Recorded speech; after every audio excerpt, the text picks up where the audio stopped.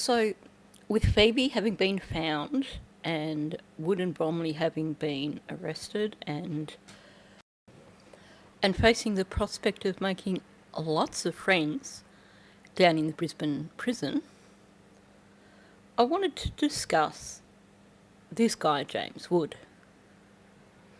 Partly because I've got a lot of viewers who are from overseas, and I don't want them to think that we're like that in Australia.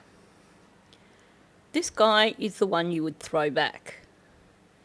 This guy is what we in Australia would refer to as a bogan.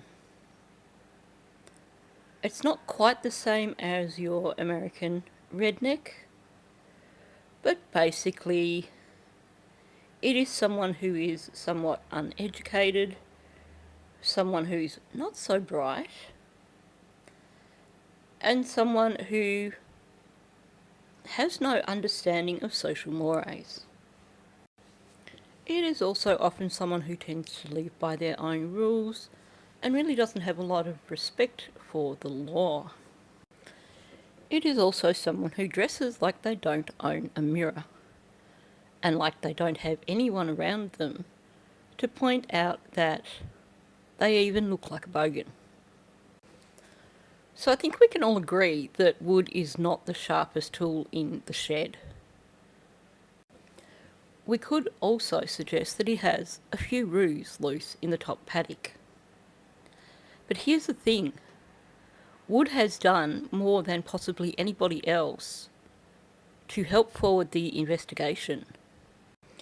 In fact, it appears that Wood may have actually played a huge role in assisting detectives to find Phoebe's remains. And I'm going to address this towards the end of the video, but people have been questioning how is it possible that after 3 weeks, suddenly Phoebe's mother is able to track her phone down, and I'll come back to that. But I want to try and go through this in semi-chronological order. I may not get it all in chronological order. And just share the things that Woods has done throughout this investigation that have basically not helped him, but helped detectives. And for many of these things will be considered as aggravating factors when he is being sentenced. Now, before I jump in and just share the brilliance that is James Wood, I just want to offer a bit of reassurance, I guess, in terms of sentencing. Because here in Australia, there has been a bit of a history of rather poor sentencing by courts in Australia. One case that comes to mind for me, and this is in a different state, this is in Tasmania, was, I believe, the Amanda Carter case. This was a case from back in the 80s, I think, where a young woman went missing after being out clubbing with a friend, and she was later found deceased after quite some time trying to discover her whereabouts. And it took, I think, about 13 years, and then a taxi driver called Wayne Highland was arrested, charged and convicted over her death. Now, he had also SA'd her prior to her death, so it was a pretty serious charge. His sentencing, he was sentenced to 16 years for that crime and was granted parole after 9 years.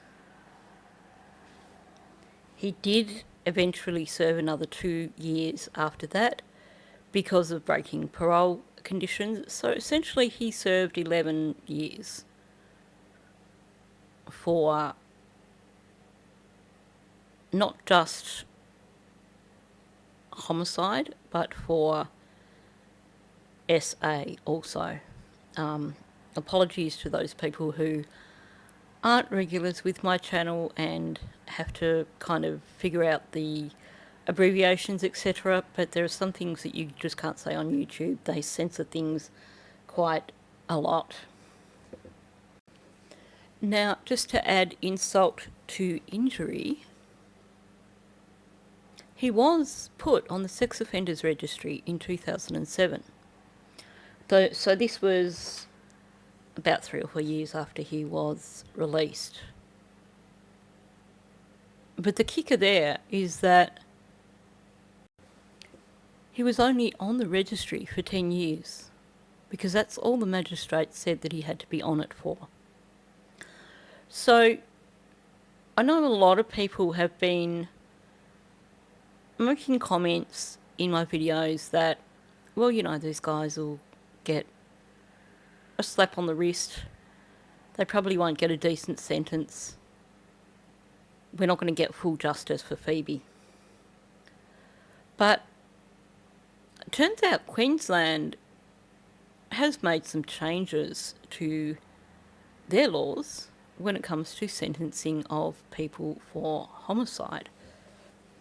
The good news is, and I'll just bring up the page so that I don't get it wrong. So, there is a new act that was brought in 2024, so that's good. I actually hadn't learned about this, I didn't know about this. And I haven't actually looked to see if this exists in other states. But the law in Queensland now is that if a person is convicted of the offence that Wood and Bromley are being convicted of, they face a mandatory sentence of life imprisonment with a minimum non-parole period of 20 years. Now, obviously it's the discretion of the judge as to whether or not they get a minimum. I suspect, given the publicity that this case has received, given that it is being watched not just in Australia but overseas, that they will not be getting 20 years. Let's hope that, because they would be out in their 50s, which would give them plenty of time to still enjoy life.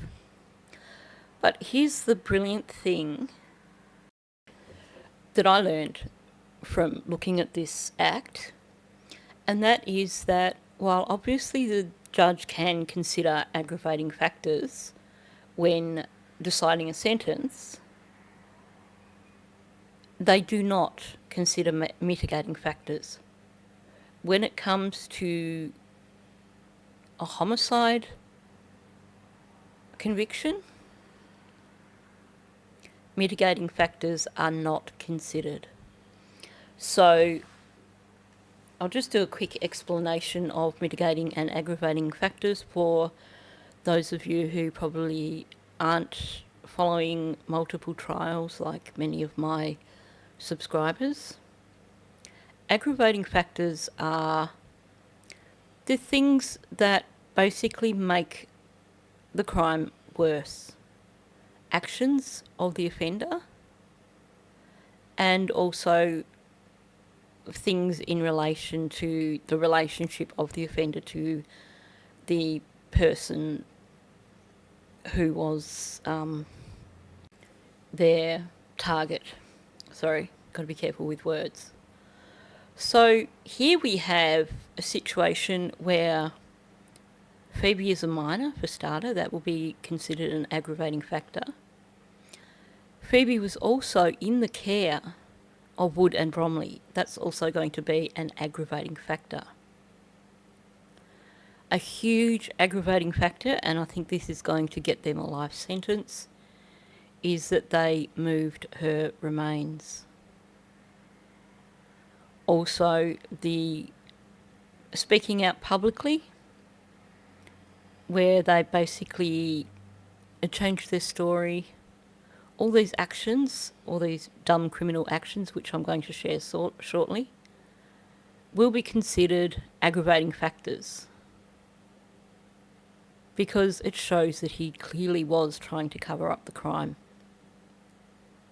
Like I said, there will be no mitigating factors. There is, of course, a possibility that they could downgrade the charges for Bromley if she has cooperated in some way that has helped the investigation. However, the fact that she was slapped with the same charges as Wood suggests to me that that may not happen. Now, there could be a heap more aggravating factors that have been discovered through the course of the investigation, and many of which we probably won't hear until this goes to trial. But I think we can be confident that, at the very least, Wood is probably never going to get out. I'm going to add a touch wood on the end of that because I still have that little niggling doubt, given the number of cases in Australia where people, thugs like him, have served shorter sentences than they should.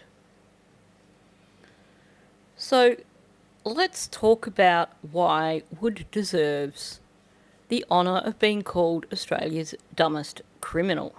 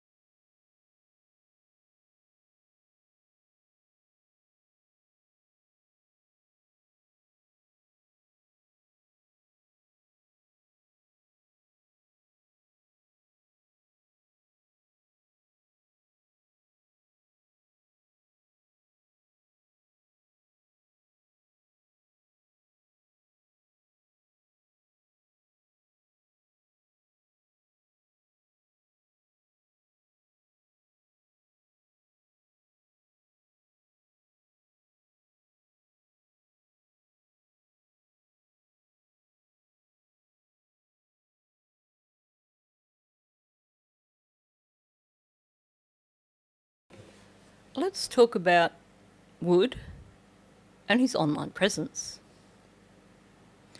Turns out that he changed his name on Facebook multiple times, trying to hide his existence. He commented on a few of the Facebook pages that were there for helping to find Phoebe under aliases. And it appears that either he or one of his associates was following the story on YouTube and commenting on YouTube videos, and I'll come back to that. But let's look at this intelligent post by him. This is going to be something that comes out in trial because it shows that he is trying to hide the fact that he did this. He is trying to basically convince people that he's innocent, even though the whole world could see that he wasn't. So this was obviously not 2 days ago. This was quite early in the investigation when he decided to offer up his boat. A tinny that's sitting out the front of the house with crime scene tape around it, meaning that he couldn't really give it to anyone anyway because that whole house was a crime scene, and it remained a crime scene up until when they were arrested. So he said, please, anyone with any information at all, please contact police, link, or reach out someone, anything at all. This guy is a literary genius, isn't he? Any little bit of information can help, please. If you know something, please contact her family if you know where she is and can give her family a legit address to bring her home or make contact with her. Sorry, I had to stop and breathe because there's no punctuation. Where were we? You can my fishing boat as a reward. 15-foot allied tinny with trailer and all. It's not much, but it's yours if you know where she is. And please, homie, if you see this, please just contact one of us and let us know you're okay. Please, amigo, I need to know you're safe. That's all. I just want to know my 5/8 is somewhere safe. If you're seeing this, there is one very lost, sad little chonka papa at home, missing you like crazy, amigo. Please, Fee, just reach out. Of course, the thing that makes this even more of a dumbass thing to do for him is this. The story that he gave police was that they had dropped her off somewhere along the road approaching the airport, somewhere on Airport Drive, and that last they saw she was walking along the road carrying her luggage. Now, if we think about the logic of all that, there's only two scenarios there that are possible. One, that she made it to the airport and caught her flight, which we know did not happen. We know that she was determined to catch that flight, and we knew that from the very start. It was pretty clear she had saved up a bunch of money to make that flight. She was keen to go see her boyfriend. She was not going to miss that flight willingly. So that means if Wood was not involved, then she didn't just go off to someone else's house and decide to hang out there. You would have to presume she was abducted, especially because there had been no access to her finances since the day before she went missing, and her phone was turned off. And of course, there's the fact that at this point in time, it was already known that his vehicle, or Tanika's vehicle, had been seen on CCTV footage heading away from the direction of the airport with all three of them in the vehicle. This was not information that was released to the public, but we know that at the beginning of this investigation, him and Bromley had been interviewed quite extensively on multiple occasions. So coming out to put something like this on Facebook was really dumb, because police would have looked at it and said, well, this looks like an admission of guilt based on the conversation we've had with you. Now, you may have seen an article where the Daily Mail spoke about a friend of Wood having leaked a text to them claiming that the dogs that were found on the property that were deceased was a litter of puppies with worms. Well, before this was leaked to Daily Mail, and can we just acknowledge that that is also the same media outlet that Wood was communicating with, I had this comment on my channel saying exactly the same thing. Now, I don't normally dox people, but I have a strong suspicion that this was actually an account that Wood had. Apologies if it's not, but at the same time, anyone who stood up for Wood during this whole case doesn't really deserve to be protected as far as I'm concerned. So we have random people making comments on YouTube videos, and this isn't the only comment that came up on my video, from people speaking out in defence of Wood, essentially saying he is innocent. In fact, I believe there was one comment that specifically said Wood is innocent, which I just found rather amusing. So it seems that him or his mates were also not just trying to post things on the Facebook accounts that were there for finding Phoebe, but also on YouTube. Another really dumb thing to do, because these things are going to come out in trial. And yes, I did report all the comments that looked suspicious to Queensland Police, just to be sure. Moving on. So, after police had put calls out for dashcam footage, or for anyone who had seen this Hyundai that was owned by Tanika, one of the two geniuses, and my money's on Wood because he certainly seems to have far fewer brain cells than Tanika.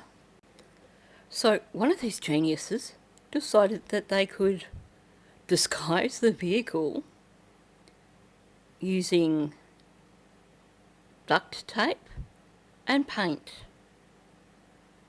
And apparently they believed that their skills as a graphic artist were so brilliant that nobody would notice how incredibly fake the plates were.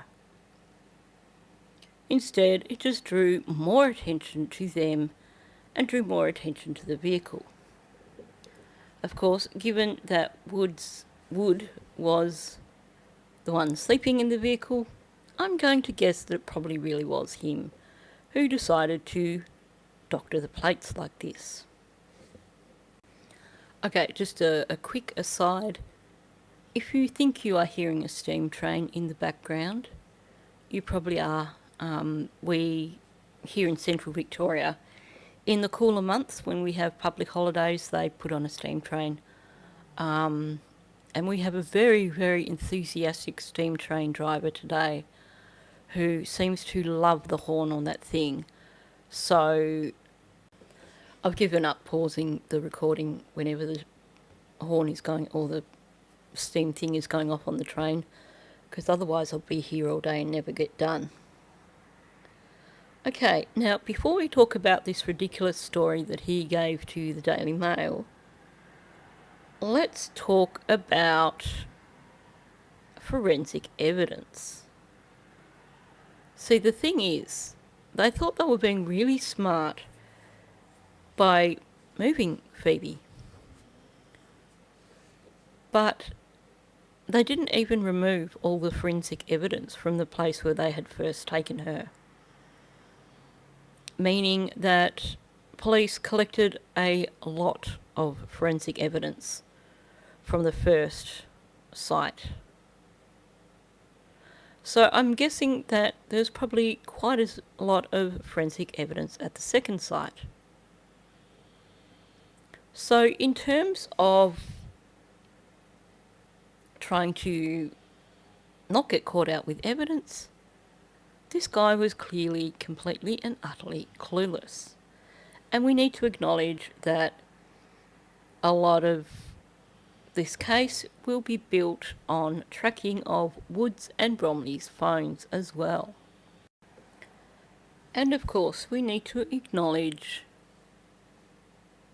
the seizure and release of the car and the arrests for weapons offences, because neither Wood or Bromley seem to have figured that one out. So in terms of the car being seized as evidence in this case, I did actually put a video out quite early on in this saying that I was somewhat amazed at how quickly they released the car again. Of course, what I didn't mention at the time, because I already suspected that I had a few viewers on my videos that possibly shouldn't have been given additional information, but I felt confident that the car at the very least would have had listening devices installed, but in all likelihood probably had tracking devices installed. I don't know in terms of the other vehicle that was owned by Wood. I suspect that there may not have been tracking devices on that initially, because it would appear that that's probably what they took when the house was seized and the car was seized. But clearly, when your car has been seized as evidence and they're going through it with forensics, if you are given it back really, really quickly, then if you had half a brain, you would realise that the car probably is bugged or tagged for GPS. Clearly they didn't realise this. Moving on to the weapons charges. Now, both of them ended up during this investigation in court on weapons charges. Now, Bromley was actually given bail, even though that was her second load of charges and she was already out on bail, which seemed a bit odd, especially since the day before she'd been denied bail. Of course, someone with a few more brain cells than Wood and a few more brain cells than Bromley may have realised that the reason the pair of them were given bail over these firearms offences, because it seems that, according to the magistrate, Wood was the main culprit there. They had the opportunity there to lock them up during the investigation to prevent them tampering with any more evidence, but they allowed them out on bail. Anyone with a quarter of a brain cell would have realised that, oh, they've let us out on bail because they're watching us. Wood is so lacking in intelligence that apparently it didn't occur to him that he was better value to police as a free person, because they were aware of how unintelligent he was. So he was better value to them being out. And in fact, him being questioned on the Wednesday and released was a really, really good move by Queensland Police. Seems they had his measure. And I don't know what it was that they said, obviously, during the time that they were questioning him on the Wednesday, but it appears to have had the desired effect, and like I said, I'll come back to that. So let's talk about the Daily Mail. Seems like coincidentally, not only did a friend of Wood's leak texts, but this was also Wood's preferred media outlet, where he gave his version of events. My thoughts are that these leaked text messages were, of course, created by Woods and shared by Wood. But either way, if you are the prime suspect in a case, and maybe he was just too stupid to realise that he was, then sharing text messages with anybody discussing your involvement or your apparent lack of involvement is not so bright, unless you actually are innocent. Because, of course, these are going to be used as aggravating circumstances when he's being sentenced. Not simply because of him attempting to convince people of his innocence via text messages, but if this can be proven that these were leaked from him to the media, well, that's also going to look really bad for him. But of course, they pale in comparison with the story that he came out and gave to the Daily Mail. Now, I have covered this in full in a previous video, so I'm not going to read his actual account that he gave the Daily Mail, but this is a really good visual that I think is quite useful to look at. So this is what he said happened the morning that she went vanished. And so the thing is, again, if you are the prime suspect and you've already spoken to detectives and given them your account, and I suspect that, given how unintelligent this guy is, that probably each time he was interviewed, it changed. But to then go out in public and share an account that is somewhat contradictory to the account that you've given to police and to the account that's been put out into the public based on your original account, this screams complete, utter moron. Let me put it this way. Have you ever heard of Plato, Aristotle, Socrates? Yes? Morons. And let's be real, the guy must have known that he was number one suspect because they questioned him so many times. They had questioned him for hours on the Wednesday, and it appears that after he was released, what did he do? Contacted the Daily Mail and went, "Have I got a story for you?" So he tells them that Phoebe slept through her alarm and that she was just having a tantrum over that and she broke the television, and that they went and bought energy drinks and then they went and loaded the car and took the dog with them. And then they were at the airport and she was having a meltdown. So they pulled over to give her time to chill and gave her a makeup bag because, you know, she was so concerned about that.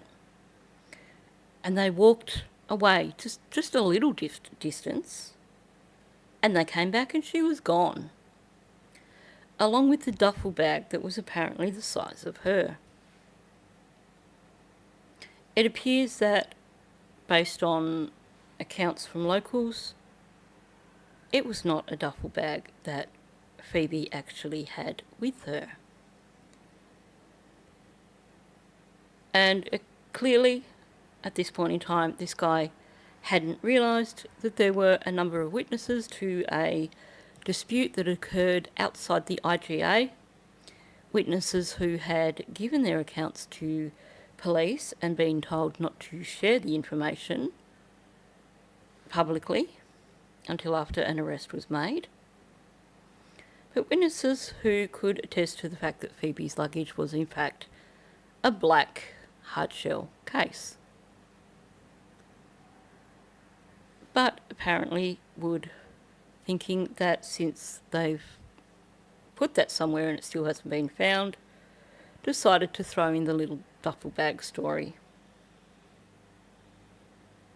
He then claims that the reason he was caught on camera heading towards the national park was because they decided to search for Phoebe, not at the airport, but they originally decided to search around Bundaberg and not seeing her, decided to go further out and search for her. Apparently, it didn't occur to them to ring her phone, although at that point in time her phone was turned off. I would imagine that upon reading this, the Bundaberg police were probably rubbing their hands and going,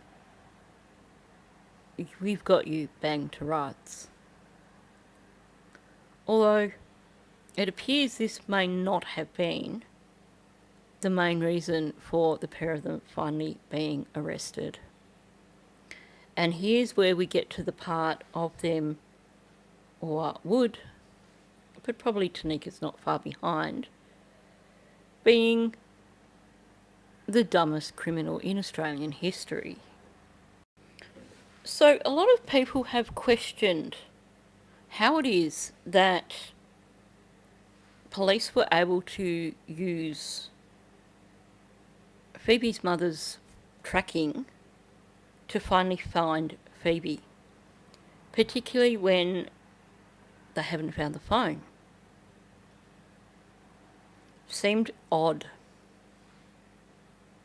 And people were saying, well, how come it took 3 weeks for Phoebe's mother's tracking app to finally track down Phoebe's phone? Well, there was no movement on Phoebe's social media accounts for the entire time that she was missing, obviously.